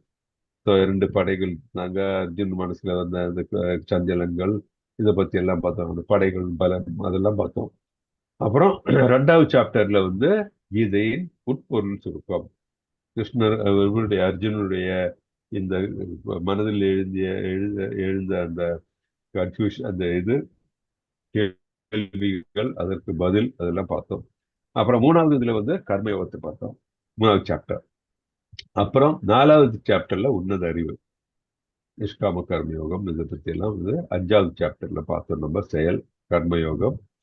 அப்புறம் நம்ம 6வது சாப்டர்ல என்ன பார்க்கிறோம்? ஞான யோகத்தை பார்க்கிறோம். நம்ம 6வது சாப்டருடைய சுருக்கம் என்னன்னா, 1வது ஸ்லோகத்து 9வது ஸ்லோகத்துக்குள்ள இருந்து நம்ம என்ன பார்க்க போறோம்? மனமானது ஒருவனுக்கு எதிரியா இல்ல நண்பனா, விரோதியா நண்பனா அப்படின்னு என்னன்னு பார்க்க போறோம். ஏன்னா அர்ஜுனன் கேட்கிறாரு. ஓகே. அப்புறம் அதே மாதிரி 6.10 இருந்து 36 வரைக்கும் அஷ்டாங்க யோகத்தினுடைய முறைகளை பார்ப்போம். அப்புறம் 37-45 வந்து வெற்றி அடையாத யோகிகள் நிலை. தட் இஸ், நம்ம அஷ்டாங்க யோகம் பண்றோம், இதெல்லாம் பண்றோம், ஆனால் எனக்கு வந்து முழுமையாக வெற்றி கிடைத்து என்னுடைய இலக்கினை அடைய முடியாம இருக்கும்போது என்ன ஆகும், அது பார்க்கிறோம். அப்புறம் 46-47 லாஸ்ட்ல இருந்து ஸ்லோகத்துல இருந்து மிக உயர்ந்த யோகியானவனுடைய நிலை என்ன, அவன் எப்படி வந்து அவன் சித்தரிக்கப்படுகிறான், அதுன்னு பார்ப்போம். ஓகே. ஸோ டோட்டலா 47 இருக்கு. ஸோ ஒரு கேள்வி, யோகம் என்றால் என்ன? பாருங்க, இந்த கேள்வி இருக்கு. யோகம்னா என்ன நமக்கு தெரிஞ்சு சொல்லுங்களேன் குயிக்கா. யோகம்னா கனெக்ட் த லார்ட், வழிமுறை, இறைவனோட நம்ம இணைக்கின்ற வழிமுறை தான் யோகம். Very good. இறைவனுடைய கனெக்ட் இல்லையா, எப்படி கனெக்ட் பண்றோம், கனெக்ட் பண்றதுக்குடைய அந்த ப்ராசஸ், அதுதான் யோகம். பார்த்தீங்கன்னா நம்ம மனதுக்குள்ள வந்து சக்கராஸ் இருக்கு இல்லையா, அந்த சக்கரங்களை இணைத்து ஒழுங்குபடுத்தி இல்லையா, அதெல்லாம் வந்து அதுதான் யோகத்தை பற்றி தெரியுது நமக்கு. ஸோ அந்த யோகத்துல வந்து பலவிதமான பாஸ்டர்ஸ் இருக்கு, யோக நிலைகள் உண்டு. இதெல்லாம் நம்ம இதை பார்த்தா நமக்கு தெரிகிறது. ஸோ யோகம் முதல்ல யாரு நமக்கு அளித்திருக்கிறார் தெரியுமா? இல்ல என்னெல்லாம் டைப் யோகம் உங்களுக்கு தெரிஞ்சிருக்கு உங்களுக்கு? பதஞ்சலி முனிவர் தான் பிரபுஜி. ஓகே, பதஞ்சலி, பதஞ்சலி, ஹத யோகா, அது மாதிரிலாம் கேள்விப்பட்டிருக்கீங்க இல்லையா? ஓகே. ஸோ நம்ம இப்போ அஷ்டாங்க யோகத்தை பார்க்கணும். 8 அங்க இணைப்பு அப்படின்ட்டு 8 அங்கம் தான் நான் வந்து நம்ம இன்னைக்கு எக்ஸ்பிளைன் பண்ணோம். யமம், வெளிப்புற பண்புகள், நம்ம வந்து வாழ வேண்டிய முறைகள். நேமம், உட்புற பண்புகள். ஆசனம், உட்காரும் வீதம், தியானம், அதை எப்படி செய்யணும் அப்படின்ட்டு. பிராணாயாமம், மூச்சு பயிற்சி. அப்புறம் பிரத்யாகாரம், புலன்களை எப்படி அடக்கிறது. தாரணா, கவனத்தை ஒருமித்தல். தியானம், தியான நிலை அடையாது. அப்புறம் சமாதி, ஒருங்கிணைப்பு. இதுதான் உன்னதமான இயக்கம் இல்லையா? இங்கேதான் நமக்கு ஆனந்தம் முழுமையாக நம்ம அடைகிற நிலை, நம்மளுடைய இலக்கும் நாமும் ஒன்றி இருக்கிற நிலை அப்படின்ட்டு நம்ம பார்ப்போம். ஸோ திருப்பி வந்து இங்க அந்த 27-28 நமக்கு இது பண்றாங்க, ரிமைண்ட் பண்றாங்க. என்ன? எல்லா புறப்புலன் விஷயங்களையும் வெளியே நிறுத்தி, புருவ மத்தியில் கண்களையும் பார்வையும் நிறுத்தி, நாசி உள்வெளி சுவாசங்களை நிறுத்தி மனம் புலன்கள் அறிவு இவற்றை கட்டுப்படுத்தக்கூடிய முக்தியை விரும்பும் ஆன்மீகவாதி ஆசை பயம் கோபம் இவற்றிலிருந்து விடுபடுகிறார். எப்பொழுதும் இந்நிலையில் இருப்பவன் நிச்சயமாக முக்தி அடைந்தவனே அப்படின்ட்டு நம்ம பார்ப்போம். ஓகே, இது நம்ம ஆல்ரெடி பார்த்ததுனால நான் ஸ்கிப் பண்ணிக்கிறேன். ஃபர்ஸ்ட் ஸ்லோகத்துக்கு போகலாம். ஓகே, யாரு படிக்கிறீங்க இது? ஃபர்ஸ்ட் ஸ்லோகம். ஹரே கிருஷ்ணா பிரபுஜி. ஹரே கிருஷ்ணா பிரபு, படிங்க பிரபுஜி. ஓம் ஸ்ரீ பரமாத்மனே நமக. ஸ்ரீமத் பகவத் கீதா அத ஷஷ்டோத்யாயः. ஸ்ரீ பகவானுவாச்ச அநாஸ்ரிதः கர்ம பலங் கார்யங் கர்ம கரோதி யः ச சந்நியாசி ச யோகி ச ந நிரக்னிர்ன சாக்ரியः. புருஷோத்தமரான முழுமுதற் கடவுள் கூறினார், செயலின் பலன்களில் பற்றற்று கடமைக்காக செயலாற்றுபவனே சந்நியாசியும் உண்மையான யோகியும் ஆகிறானே தவிர வேள்வி நெருப்பை மூட்டாதவனும் செயலாற்றுபவனும் அல்ல. ஹரே கிருஷ்ண பிரபுஜி. ஹரே கிருஷ்ணா. சோ புருஷோத்தமரான வேணாம் பிரபுஜி, நம்ம இது எக்ஸ்பிளைன் பண்ணிக்கலாம். ஓகே. ஓகே, ஹரே கிருஷ்ணா. புருஷோத்தமரான முழுமுதற் கடவுள் கூறினார். என்ன கூறினார்? செயலின் பலன்களில் பற்றற்று கடமைக்காக செயலாற்றுபவனே சந்நியாசியும் உண்மையான யோகியும் ஆகிறானே தவிர வேள்வி நெருப்பை மூட்டாதவனும் செயலாற்றுவனும் அல்ல. இதுல என்ன தெரியுது நமக்கு? தட் இஸ் ஒரு செயலின் பலன்கள் நம்ம பார்த்தோம். அகர்மா இல்லையா? நம்ம ஒரு செயல் செய்து செயலாற்றும் போது அதன் பலன்களில் பற்றற்றுனா யாரு? அந்த பலன்களை முழுமுதற் கடவுளான கிருஷ்ணருக்கே புருஷோத்தமருக்கே அளிக்கிறது. சோ கடமைக்காக செயலாற்றுபவனே, கடமை என்ன கடமை? அவனோட கடமை என்ன கடமை?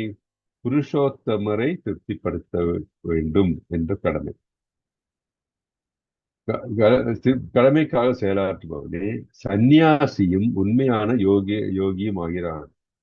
அப்படிங்கும்போது என்ன நம்ம பார்த்தோம்? சன்னியாசி எப்போ யாரை நம்ம சன்னியாசின்னு சொல்றோம்?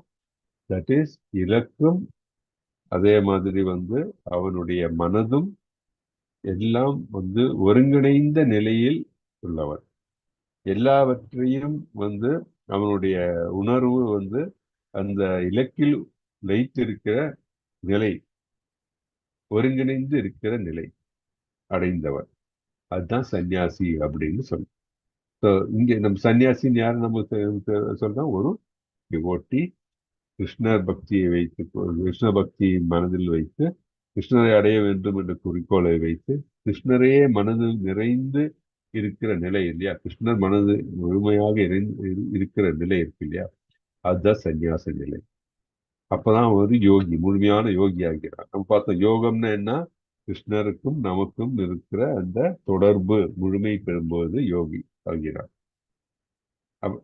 அந்த மாதிரி நிலை இருக்கிறவன் தான் யோகி ஆகிறான்னு தவிர சும்மா வெறுமனை வேள்வி நெருப்பினை மூட்டாமல், அப்படின்னா எந்த தபஸோ இல்லை எந்த செயலை ஒன்றும் செய்யாமல், எந்த ஒரு செயலுமே செய்யாமல் இருக்கக்கூடியவன் அல்ல அப்படின்ட்டு நம்ம இதுல இருந்து பார்க்கணும். ஸோ நம்ம இந்த இதுல இருந்து நம்ம என்ன நமக்கு புரிகிறது அப்படின்னா, கிருஷ்ணரை புருஷோத்தமரை அடையக்கூடிய நிலை என்னன்னா, நம்ம கர்மயோகம் ரொம்ப முக்கியம். கர்மயோகம்னா என்ன? நம்ம முன்னாடியே பார்த்தோம். நம்ம செய்யக்கூடிய செயல்கள் கிருஷ்ணரை திருப்திப்படுத்தக்கூடிய செயல்களாக இருக்க வேண்டும், கிருஷ்ணரை அடையக்கூடிய செயல்களாக இருக்க வேண்டும். நம்ம விகர்மா அந்த நிலையில் இருக்கிற செயல்களை செய்யக்கூடாது அப்படின்ட்டு நம்ம பார்க்கணும். கிருஷ்ணரை திருப்திப்படுத்தக்கூடிய செயல்கள், அந்த மாதிரி செயல்களை எப்படி செய்யணும்? நம்ம மனதும் உடலும் எல்லாம் கிருஷ்ணருக்காகவே செயல்பட வேண்டும். அப்படி செயல்படும் போது எப்படி நம்ம இந்த இதுல சொன்ன மாதிரி பலன்களை கிருஷ்ணருக்காக அர்ப்பணித்து கிருஷ்ணரே அடைக்கலமாய் நம்ம செய்யும் பொழுது அது யோகம். என்ன யோகமாகிறது? கர்ம யோகமாகிறது. சோ என்னென்ன நிலை அவன் கிருஷ்ணரே தியானிக்கும் பொழுது வருது இல்லையா, தியான யோகமாக ஆயிடுச்சு. சோ மனதினை கிருஷ்ணரில் ஒன்றி இருக்க வேண்டிய அவசியம் உண்டு. அதை எப்படி கர்மா யோகத்தின் வழியாக நம்ம கிருஷ்ணரில் ஒன்ற முடியும் அப்படின்ட்டு நமக்கு தெரியுது. ஓகே. சோ இந்த ஒரு உயிர் வாழி கிருஷ்ணருடைய திருப்திக்காக செயல்படும் போது அவனுடைய சொந்த விருப்பு வெறுப்புகளை அகற்றி இருக்கிற நிலை நம்ம சன்னியாசின்னு பார்த்தோம். நம்ம அப்போ அப்படி இருக்கிறவன் தான் ஒரு பர்ஃபெக்ட் யோகின்னு நம்ம இந்த ஸ்லோகத்திலிருந்து நம்ம தெரிஞ்சுக்கிறோம். ஸோ கிருஷ்ணரை அடையக்கூடிய நிலை இதனால எப்படி வரும்? கர்மம், நம்மளுடைய கர்ம நம்ம செய்யக்கூடிய கர்மங்கள் கர்ம யோக நிலையில் இருக்க வேண்டும். கிருஷ்ணரில் ஒன்றி இருக்க வேண்டும். கிருஷ்ணரையே தியானித்து அவருடன் ஒன்றி நம்ம செயல்படும் போது நம்ம கிருஷ்ணரை அடைய முடியும் அப்படின்ட்டு நம்ம ஃபர்ஸ்ட் ஸ்லோகத்திலிருந்து தெரிஞ்சுக்கிறோம். அதுதான் இங்க சொல்றாங்க. பக்குவமான துறவியின் அளவுகோல்கள் எப்படி நமக்கு தெரியும் அந்த மாதிரி நிலை என்ன? விளைவுகள் பற்றின்மை. செயல்களை செய்கிறான், விளைவுகள் பற்றின்மை. அஷ்டாங்க யோகம் கடமையை செயல்படும். அஷ்டாங்க யோகம் கடமைக்காக செயல்படுவது. அப்புறம் பக்குவமின்றி தனது கடமைகளை விடுவதில்லை. கடமையை செய்யாமல் இருப்பதில்லை, கடமையை செய்கின்றான். குழப்பத்தை நீக்குவதற்காக கிருஷ்ணர் மீண்டும் உரைக்கிறார். ஓகே, இது என்ன சார்? ஃபர்தர் ஃபர்தரா கிருஷ்ணர் செகண்ட் இந்த குழப்பத்தை நீக்கிறதுக்கு கிருஷ்ணர் மீண்டும் என்னென்ன சொல்றான்னு பார்க்கலாம் நம்ம. ஸோ ஆனா இந்த மூணும் இவருடைய குழப்பத்தை நீக்கிறதுக்கு வேண்டிதான் அந்த மூணு இதுன்னு சொன்னார் அவரு. ஃபர்தரா என்ன சொல்றாருன்னு பார்க்கலாம் நம்ம. என்னன்னா இந்த பக்குவமான துறவியை விளக்கணும்னா இது மூன்றும் மட்டுமல்லாமல் சுயநலம் இல்லாமல் கிருஷ்ணரின் திருப்திக்காக உழைப்பவர் இல்லையா? சுயநலம் இல்லாமல் கிருஷ்ணரின் திருப்திக்காக உழைப்பவர்கள் என்ன? கிருஷ்ணரை பற்றியே எப்பொழுதும் நினைக்கிறாங்க. கிருஷ்ணரை குளோரிஃபை பண்ணி அவர்களுடைய வாழ்க்கையில் கிருஷ்ணரை குளோரிஃபிகேஷன் பண்றது ஒரு இதாக சொல்றாங்க. அவர்கள் கடமைகளை செய்கிறார்கள். இந்த கடமைகளை செய்யும்போது எப்படி செய்கிறார்கள்?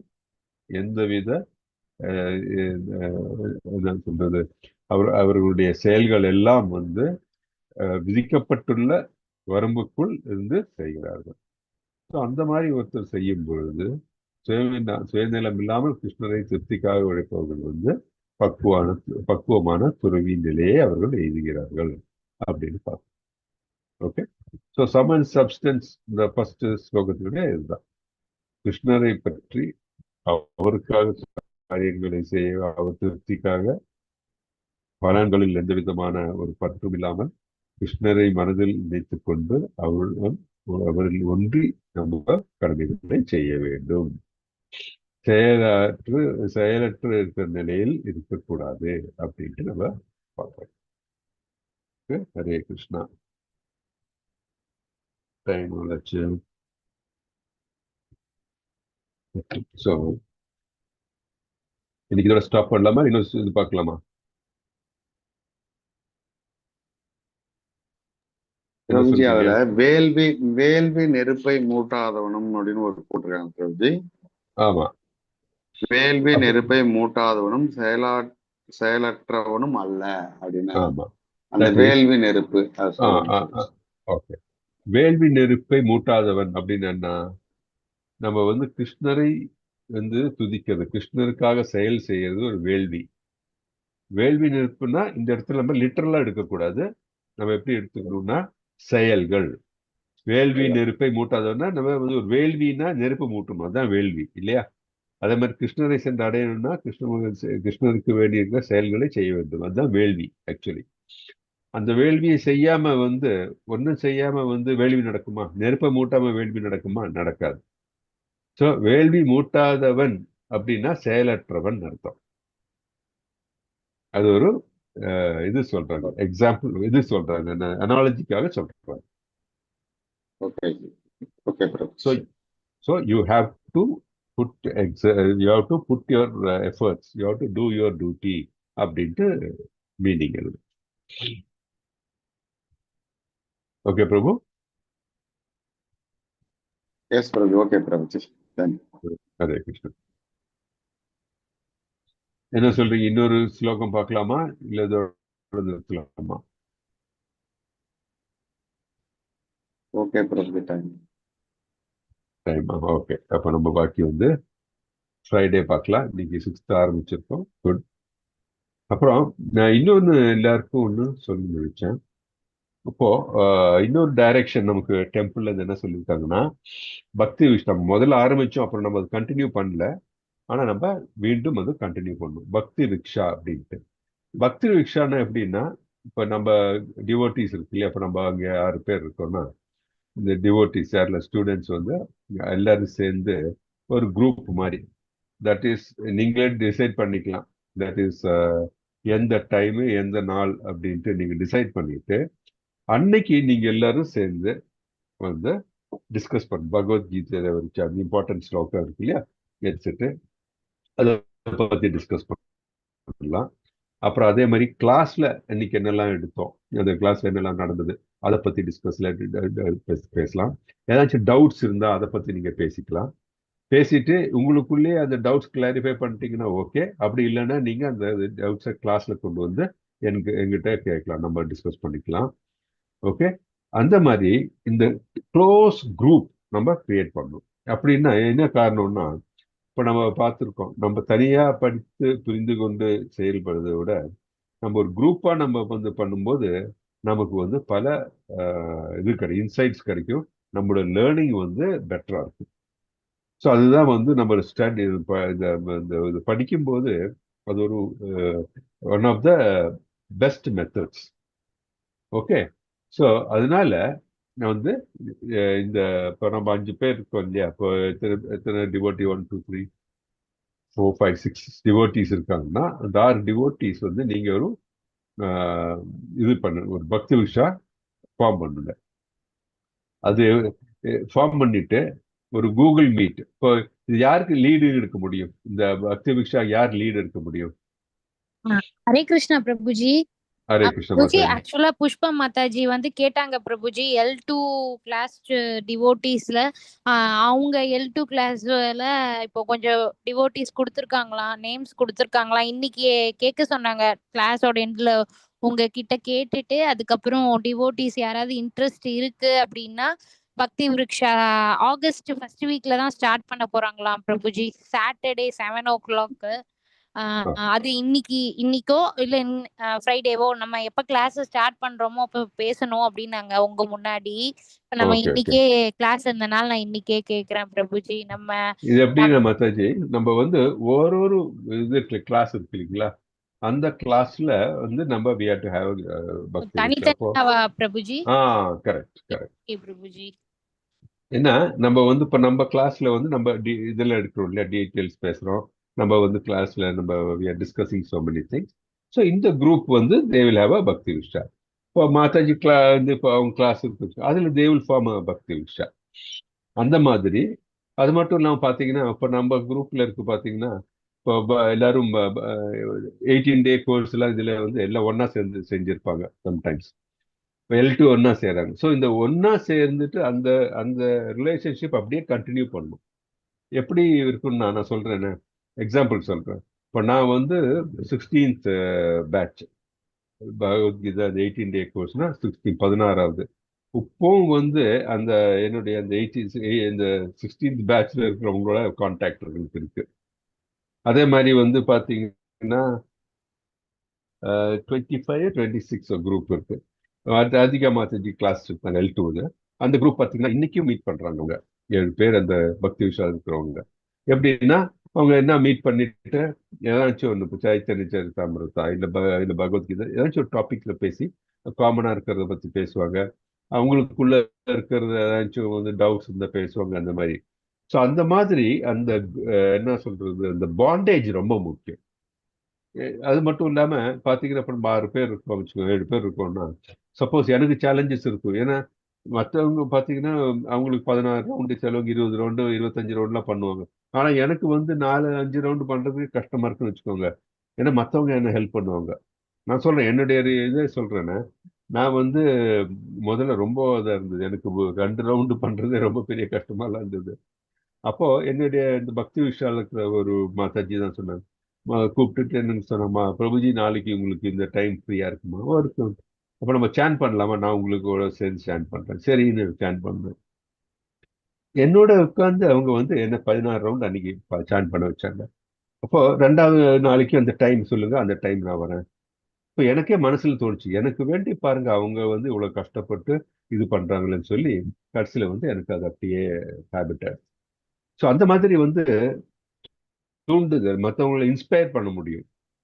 ஸோ அந்த 6-7 பேர் இல்லை நம்ம 10 பேர் மேக்சிமம் ஒரு பக்தி விஷா குரூப்ல இருக்கலாம். அந்த மாதிரி இருக்கும். அந்த 10 பேரும் வந்து தேல் பிகம் வெரி வெரி க்ளோஸ் என்ன சொல் டிவோட்டீஸ். ஒருத்தர் வந்து இன்னொருத்தரை வந்து சப்போர்ட் பண்ணி they will be able to progress in devotional service. அதுதான் அதோட மெயின் இன்டென்ஷன். அப்புறம் அதே மாதிரி கிளாஸ்ல எடுக்கிறத பத்தி படிக்கலாம். இப்போ வந்து டவுட் பேசுறது அதெல்லாம். ஸ்ட்ரக்சர் எப்படின்னா 1 மணி நேரம் மினிமம். அந்த டைம்ல வந்து பகவத்கீதை ஒரு ஸ்லோகம், 2-3 ஸ்லோகம் எடுத்து படிக்கலாம் கம்ப்ளீட் பர்பட்டோட. டவுட்ஸ் கிளியர் எக்ஸ்பிளைன் பண்ணலாம், டவுட்ஸ் கிளியர் பண்ணலாம். அந்த மாதிரி இதுக்கு தேவை வந்து ஐ வாண்ட் ஒன் லீடர். நீங்களே சொல்லுங்க யாரு வந்து you like to become the leader அப்படின்ட்டு. அவங்க வந்து லீடர்ஷிப் எடுக்கணும். லீடர்ஷிப் எடுத்து மற்றவங்கள வந்து கோஆர்டினேட் பண்ணி அந்த மீட்டிங் அந்த டிஸ்கஷன்ல கொஞ்சம் வைக்கணும், எல்லாரும் இன்வால்வ் பண்ணணும். அப்புறம் இதுலயே வந்து I want one admin that is deputy leader ஒருத்தர் வேணும். ஏன்னா லீடருக்கு ஏதாவது ஒரு நாள் வர முடியலன்னா இந்த டெபுட்டி லீடர் அவங்க வந்து இது பண்ணலாம். அப்புறம் வந்து ஒருத்தர் அட்மின் மாதிரி வந்து எல்லாருக்கும் இன்ஃபர்மேஷன் கொடுக்கறது, அந்த மாதிரி எல்லாம் கோஆர்டினேட் பண்றதுக்கெல்லாம். அந்த மாதிரி ஒவ்வொருத்தரும் வந்து இப்போ நம்ம 6 பேர் இருந்தீங்கன்னா 6 பேர் ஒரு ரெஸ்பான்சிபிள் எடுத்துக்கோங்க. அந்த மாதிரி ஐ வாண்ட் டு கிரியேட். ஓகேயா? இந்த 6 பேர் நீங்க ஒரு குரூப் ஓகேயா? தெலுங்குமா பிரபுஜி? ஓகே பிரபுஜி. இப்போ யார் லீடர்ஷிப் எடுக்கிறா? சங்கர் பிரபுஜி எடுக்கிறீங்களா? அது இல்லைங்க பிரபுஜி, நான் கோஆபரேட் பண்றேன் பிரபுஜி. லீடர்ஷிப் சரி, ஓகே ஓகே. செல்லகுமார் பிரபுஜி இல்லைன்னா இவரு தட் இஸ் சுரேஷ் பிரபுஜி இல்ல கோகிலா மாதாஜி, யாராச்சும் நீங்க லீடர்ஷிப் எடுக்கிறீங்களா? பிரபுஜி பத்மா மாதாஜி கொடுத்துருங்க, அவங்க நல்லா எனக்கு தெரியல கூட சொல்லி கொடுப்பாங்க. சரி, ஓகே. பத்மா மாதாஜி நீங்க இது லீடர்ஷிப் கொடுங்க. அப்புறம் நீங்க வேணா மாத்திக்கோங்க. நீங்க அப்புறம் நீங்க ஆஃப்டர் சம் டைம் நீங்க பாருங்க எப்படி வேணும்னு. ஓகே ஸோ சங்கரன் பிரபுஜி வந்து ஷி வில் அசிஸ்ட் டெபுட்டியா இருக்கட்டும். அப்புறம் நீங்களே டிசைட் பண்ணுங்க அடுத்த மீட்டிங் என்ன டேட்னு வச்சு டிசைட் பண்ணிட்டு அன்னைக்கு வந்து நீங்க தீர்மானம் பண்ணிக்க யார் அட்மினா இருக்க போறா, யாரு எப்படி அதை கண்டக்ட் பண்ண போறீங்கன்னு எல்லாம் யூ டூ இட். ஓகே. 10 பேர் வரைக்கும் நம்ம ஒரு குரூப், அதுக்கப்புறம் இன்னும் வரவங்களுக்கு நம்ம இன்னும் ஆட் பண்ணிக்கலாம், இன்னொரு குரூப் ஆட் பண்ணிக்கலாம். ஓகே. ஸோ பதமாத்தாயி you take the leadership. Okay. Okay Prabhuji. எல்லாருக்கும் எந்த நாள் எந்த டைம் கன்வீனியன்டா இருக்கும் தீர்மானம் பண்ணிக்கோங்க. அது அன்னைக்கு சொல்லுங்க, அது அன்னைக்கே கேட்டுக்கலாமா? உங்களுக்கு எல்லாம் டே டைம் ஃப்ரீயா இருக்குமா இல்ல நைட் ஈவினிங் தான் ஃப்ரீயா இருக்குமா எல்லாருக்கும் எப்படி? பிரபுஜி மோஸ்ட்லி எல்லாரும் வேலைக்கு போறாங்க பிரபுஜி, அதனால டே டைம் இருக்காதுன்னு நினைக்கிறேன் பிரபுஜி. கேட்டுக்கலாம். சரி நீங்க எல்லாரும் சரி. நீங்க சொல்லுங்க, உங்க டைம் சொல்லுங்க. ஆக்சுவலா முன்னாடியே நீங்க சாட்டர்டே சொன்னீங்கல்ல சண்டே பிரபுஜி. ஏதாவது ஒரு நாள். Okay Saturday fine. Sunday Saturday ரெண்டுல சண்டே. ஏதாவது ஒரு நாள் ஒரு நாள். Okay okay. சரி, சாட்டர்டே வச்சுக்கோங்க மாதாஜி. சாட்டர்டே என்ன டைம் எல்லாத்துக்கும் ஈஸியா இருக்கும்? ஏன்னா நீங்க ஃபேமிலி இதுவும் பார்த்துக்கோங்க. சாட்டர்டே எந்த டைம் உங்களுக்கு ஈஸியா இருக்கும் எல்லாருக்கும்? ஒரு 3 o'clock 4 நீங்க o'clock. ஃப்ரீனா சொல்லுங்க. எல்லாருமே இதுல சொல்லுங்க, அப்பதான் நம்ம டிசைட் பண்ணலாம். Saturday 4 o'clock 5 o'clock 6 o'clock 7 o'clock எந்த டைம் எல்லாருக்கும் ஈஸியா இருக்கும்? செல்லகுமார் பிரபுஜி உங்களுக்கு எப்போ டைம் ஈஸியா இருக்கும்? பிரபுஜி எனக்கு வேலை இருக்கனால நான் ஈவினிங் 7 மணிக்கு மேலதான் பிரபுஜி எப்பயுமே வர முடியும். சரி, ஓகே. 7 மணிக்கு மேல. Okay fine. சங்கரன் பிரபுஜி உங்களுக்கு சாட்டர்டே ஒரு 7:30 மணிக்கு எனக்கு ஓகே அப்போ 7:30 ஓகே பிரபுஜி. எனக்கு இந்த சாட்டர்டே சண்டே எனக்கு ப்ராப்ளம் இல்லை Prabhuji. Okay okay. Selvakumar Prabhuji 7:30 evening உங்களுக்கு ஓகேயா? ஓகே பிரபுஜி. ஓகே. மாது மாதாஜி உங்களுக்கு 7:30 ஓகேயா சாட்டர்டே? ஹரே கிருஷ்ணா மாது Mataji. Okay Prabhuji. Okay, thank you Mataji. Kokila Mataji 7:30 Saturday? Hare Krishna Kokila Mataji. Okay. Suresh Prabhuji உங்களுக்கு ஓகேயா 7:30 சாட்டர்டே? சுரேஷ் பிரபு ஓகே.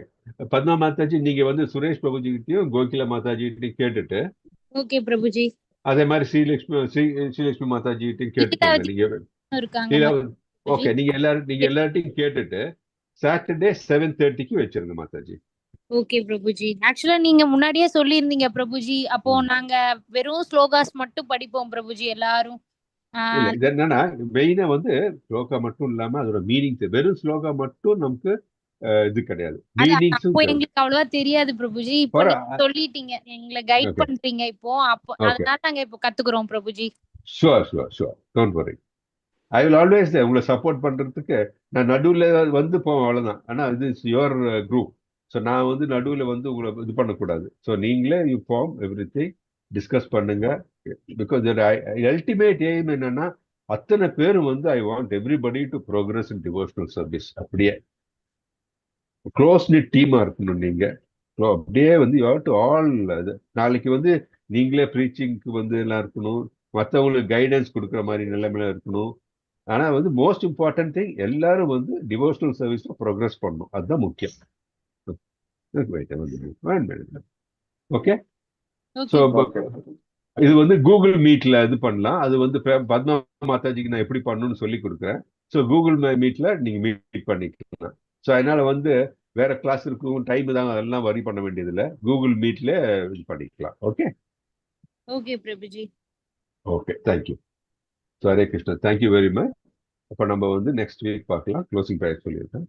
वाञ्छाकल्पतरुभ्यश्च कृपासिन्धुभ्यो एव च पतितानां पावनेभ्यो वैष्णवेभ्यो नमो नमः। अनन्तकोटि वैष्णववृन्द की जय, श्रीला प्रभुपाद की जय, नामाचार्य हरिदास की जय. All glories to the assembled devotees. Hare Krishna. So number next week, Friday அன்னைக்கு we'll meet again. Okay? Thank you. Hare Krishna. Hare Krishna. Hare Krishna Prabhu. Thank you Prabhu. Hare Krishna Prabhuji. Thank you. Hare Krishna. Thank you Prabhuji. Hare Krishna. Thank you so much. Thank you. பத்து மாதாஜி மற்றவங்க வராதவங்ககிட்ட ஒன்னு கூப்பிட்டு என்ன reason கேட்டுக்கோங்க, எல்லாரையும் include பண்ணி. லீலாவதி மாதாஜி ஆக்சுவலா உடம்பு சரியில்லை பிரபுஜி, அதான் அவங்க வரல. ஹாஸ்பிடல்ல இருக்கிறதா. ஓகே மாதாஜி வருவாங்க. உங்களுக்கு உடம்பு சரியில்லாதனால தான் இன்னைக்கு அட்டென்ட் பண்ணல. ஃப்ரைடே அட்டென்ட் பண்ணுவாங்க. சரி பாத்துக்கோங்க. நீங்க யாரெல்லாம் இந்த லிஸ்ட் பார்த்துட்டு ஒன்னு